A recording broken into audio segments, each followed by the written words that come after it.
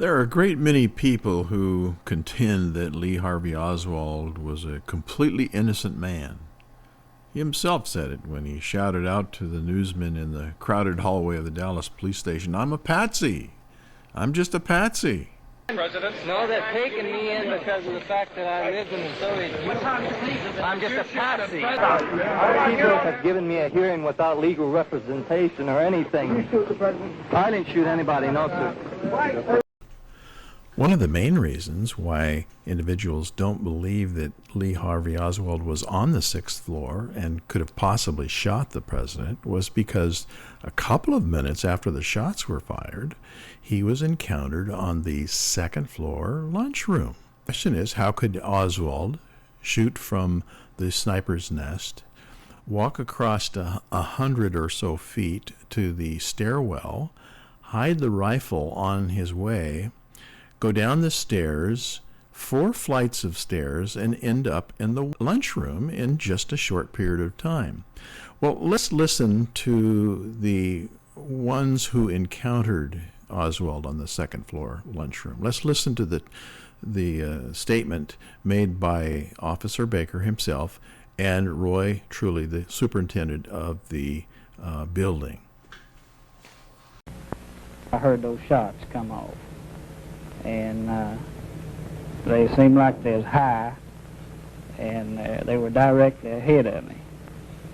And as I tried to figure out where they came from, and the building that I had in mind was directly ahead of me, and that was the Texas Book Depository building. As I entered the building there, I asked some of the people that were standing around there where the stairs or elevator was. And there was a man who spoke up and said he was the building manager and he'd show me. I realized that he didn't know the layout of the building, so I ran in with him. It was just a matter of seconds after the third shot, and we ran across the shipping room floor, stopped at the elevators. And we couldn't get that service elevator working, and he said, well, we use the stairs, and he turned around and immediately went up the stairs. We ran on up the first flight to the second floor, and the officer looked in the snack bar adjacent to our office. And I kind of looked off to the right over there through a doorway and saw an image of a man walking away through that doorway.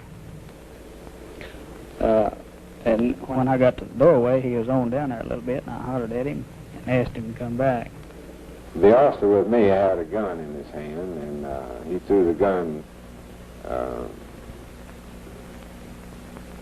toward the middle of Oswald, and he looked probably a little startled, like anybody else would if you just put a gun in the stomach all at once, which I thought was natural. But I turned around and asked him if the man worked for him, and if he knew him. And he said, yes, says he works for me, and I know him. And at that time, the man never did say anything. I never did say anything further to him. I turned around and went on up the stairs to the third floor. And this man that you saw later turned out to be Lee Harvey Oswald. Yes, sir, he did. Officer Baker, as you think back now to November 22nd, would you hazard a guess as to the time you heard these shots, and the time it took you to get into the building and go up the stairs, and the time when you first saw Lee Harvey Oswald? I believe, excuse me, from the time that I heard those shots and time I ran into that building, entered the lobby, and made it up to the second floor, it was approximately a minute and a half to 2 minutes. Well, let's look at the whole picture. The routes taken by Oswald and Officer Baker to get all the details of Baker's route from his first hearing, the shots, to the encounter with Oswald in the second floor lunchroom. And all we have to do is refer to the Warren Commission testimony of Marrion Baker. Now, Baker's being questioned under oath by David Bellin, an attorney for the Warren Commission. And his first question in our discussion here is this: how far was it from the location where you first heard the shots to where you parked your motorcycle in front of the school book depository? Baker responds, well, I revved up that motorcycle and went down to the corner, which would be approximately 180 to 200 feet from the point where we had first started, where we heard the shots. Would you please show the jury on the diagram approximately where you were on Houston Street when you heard these 3 shots?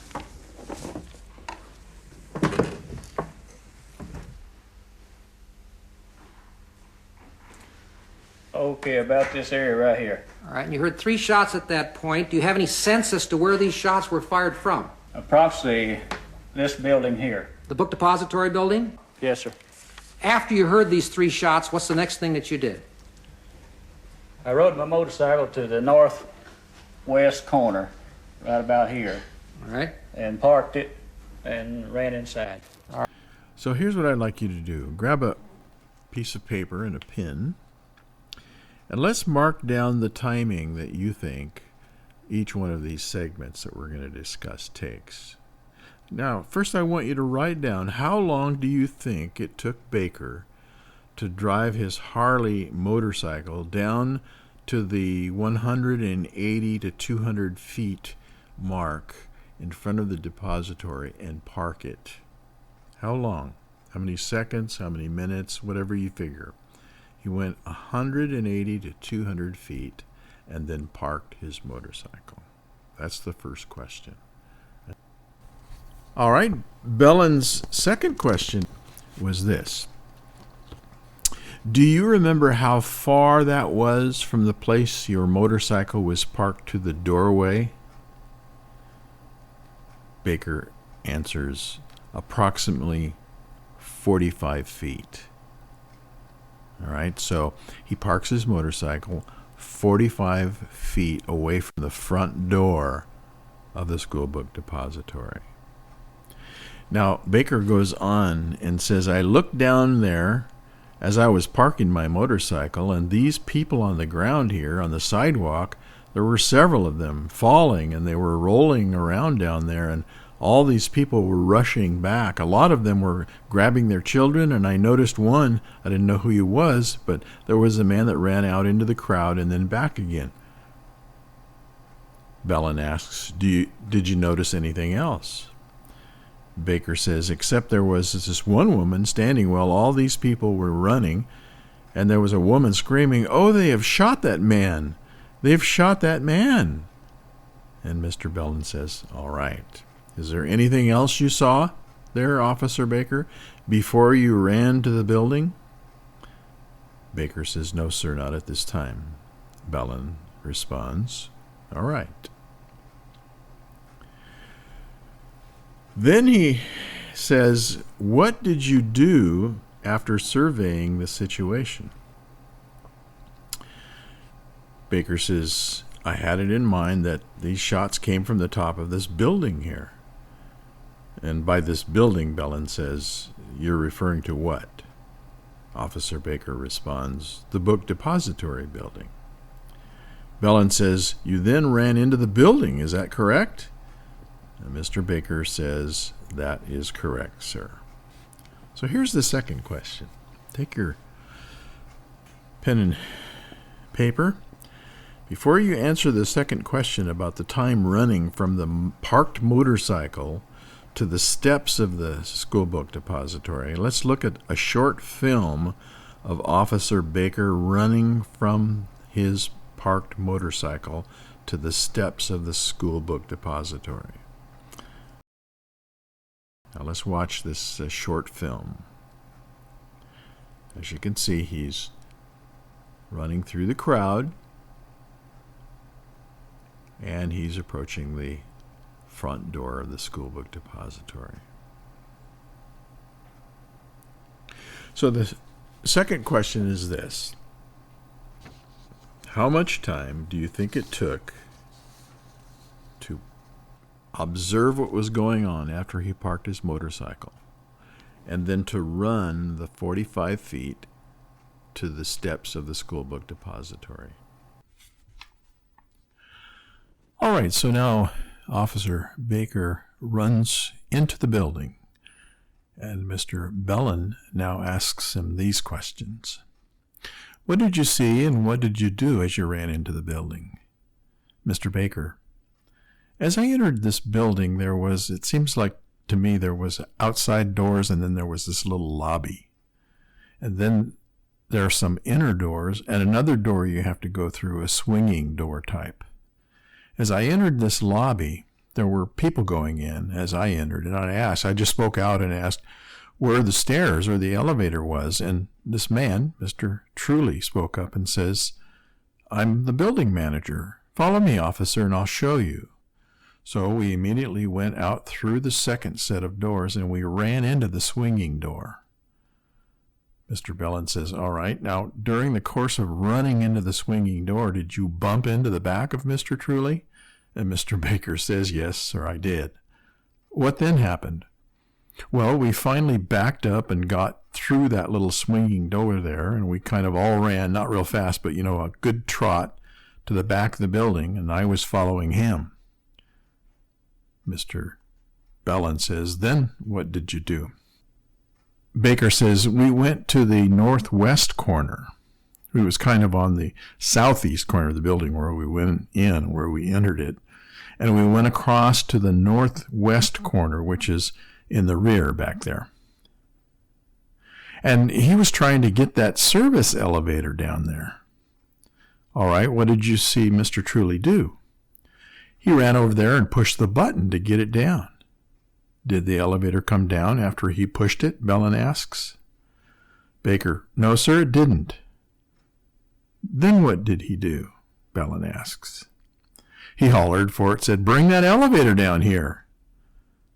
Mr. Bellin, how many times did he holler, to the best of your recollection? Baker says it seemed like he did it twice. I said, let's take the stairs. All right, then what did you do? Mr. Baker says, okay, and so he immediately turned around, which the stairs would be west of this elevator, and we went up them. Mr. Bellin says, you went up the stairs then? Baker says, yes, sir. Bellin asks, when you started up the stairs, was it your intention that... And then Mr. Baker interrupts and says, my intention was to go all the way to the top where I thought the shots had come from, to see if I could find something there, to indicate that. Bellin then says, and did you go all the way to the top of the stairs right away? Baker says, no, sir, we didn't. What happened? Well, as I came out to the second floor there, Mr. Truly was ahead of me, and I come out and I was kind of scanning, the rooms, and I caught a glimpse of this man walking away from this. I happened to see him through this window of this door. I don't know how come I saw him, but I got a glimpse of him coming down there. Where was he coming from, do you know? Mr. Dulles chimes in. Mr. Baker, no, sir, all I seen of him was a glimpse of him going away from me. I could see him. He was walking away from me, about 20 feet away from me in the lunchroom. Mr. Bellin now asks, what did you do? I hollered at him at that time and said, come here. He turned and walked straight back to me. How long would you say it was from the time that you first heard the shots until that episode occurred? Baker says, well, we went back and we did 2 trial runs on that, and that was on Friday, right? March 30th? Yes, sir, Baker says. All right. And the first run, we made it in 1 minute and 30 seconds. He said we simulated the shots, and by the time we got there, I did everything that I did that day. And this would be the minimum, because I'm sure that I know that it took maybe a little longer. And then the section here concludes by Mr. Dulles asking this. He said, I want to get it clear in my mind, just for the record. It started at the first shot, and when did it terminate? When you saw Oswald? Baker says, yes, when we saw Oswald. Dulles, when you saw Oswald? Yes, sir. And Dulles says, and that time is how much? Mr. Baker, The first run would be 1 minute and 30 seconds, and then we did it over. We did it in 1 minute and 15 seconds.